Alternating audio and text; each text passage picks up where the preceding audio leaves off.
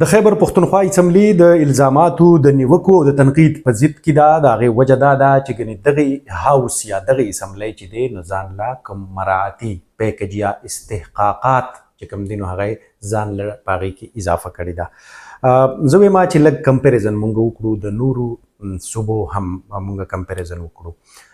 یو خدا دی چې خیبر پښتونخوا اسمبلی اراکینو هم کوشش کوو چې دا چې کوم قانون سازي مونږ کوو نو چې دا لږه پټه وساتلی شي. د هغې وجه هم دا ده چې د دې بیا ګزټ نوټیفیکیشن پکار دی چې شوی وی او په اسمبلی په ویب سایټ باندې دا ورکړی شوی وی. خو هغه چونکې هم دغه د دغې د ویرې د وجې نه چې نن مونږ ټول لګیا یو په هغې باندې تنقید کوو نو هغې دغه خبره داسې پټه ساتله. لومبی خو دا دی چې دغه تنخواه پیکیجز په هغې باندې زه راځم چې د ټولو صوبو کم څومره دی.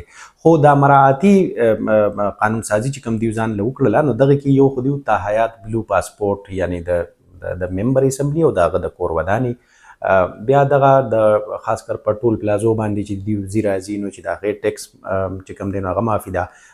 بیا اسلحه لایسنس چې کوم دی نو هغه د 2004 او د 4 نه اوس 8 شو. سرکاري ریسټ هاوسز کې فری قیام په دې کې دا سرکټ هاوسز او دغه ټول راځي. دغه رنګې بیا داسې د ګاډو د تورو شیشو اجازت دي ورته میلاوي. نو دا هغه مراعات دي کوم چې دوی ورله د یو قانون شکل ورکړو. وړاندې د دې نه هم دغه ځینې مراعات چې کوم دي نو دا داسې را روان وو د پخوا نه.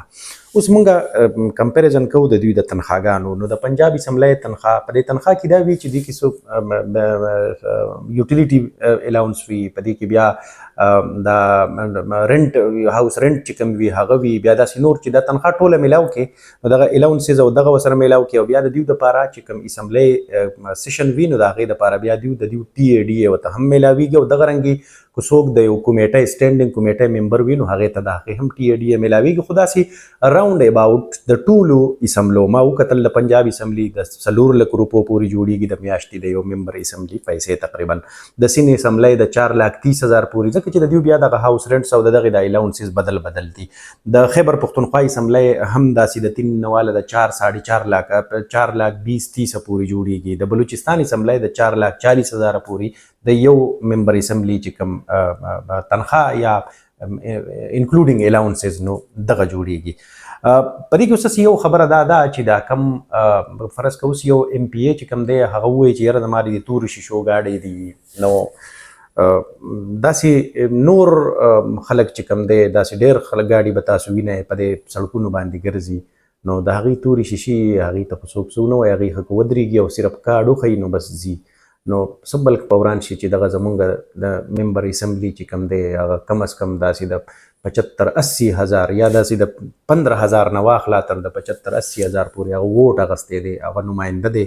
زما په خیال باندې زه وایم چې مونږ له به په خپله باندې دې سیس ته کتل غواړي. یو سړی دی او هغه یو د ګریډ 18 او د 19 افسر دی، هغه که په هره اداره کې نو که فرض که هغه اتورایز دی نو بیا خو په کار دا ده چې دغه ایم پی اے صاحب چې کوم دی دا د هغه نه زیات اتورایز دی، ځکه چې هغه عوامي نماینده دی. عوامي نماینده دا معنی نه چې ګنې دی به ځان له داسې قانون سازی کوي چې هغه دغه. خو ما تاسو ته دا کمپیریزن ځکه وکړو چې اوس دا 4.5 لک روپۍ تنخواه چې کومه ده نو دا د هر کس ته موجوده ټایم کې یعنې ټیک ته کوس یو سړی ووایي چې د یو غریب مزدور چې کوم دی نه هغه نه ده، خو بیا خو موږ دا ټول سیسټم کوېسچن کولی شو چې بیا یو بیوروکریټ ولې دومره اخلي، بیا یو برګیډیر ولې دومره اخلي، بیا د هغه دپاره چې کوم سهولتونه دي. نو دا ټول خبرې داسې دي چې دغه بیا ټول سیسټم یا ټول نظام چې کوم دی نو هغه د سوالي نښې لاندې راځي.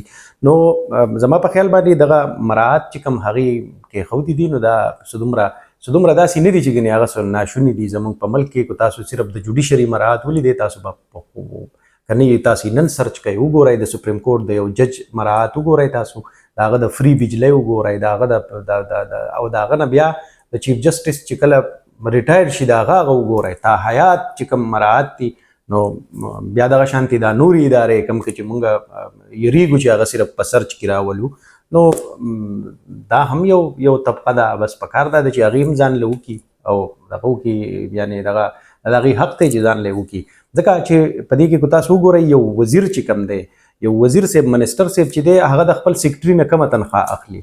نو ظاهره خبره ده بیا به دغه سیکرټري ته به ناسي، سیکرټري ته به وایي چې بس تم پیدا کوه او مال هم راکوه او زما خو هم د منسټر صاحب خو ځان له عوامي دغه دفتر ته شل د ورځې په درځنونو خلک ځي او راځي، د هغې هغه چای بسکټ څوک بیا نشي برداشت کولی. نو دغه سیس چې کوم دی دی کې زما په خیال باندې دومره ډېر قباحت نشته.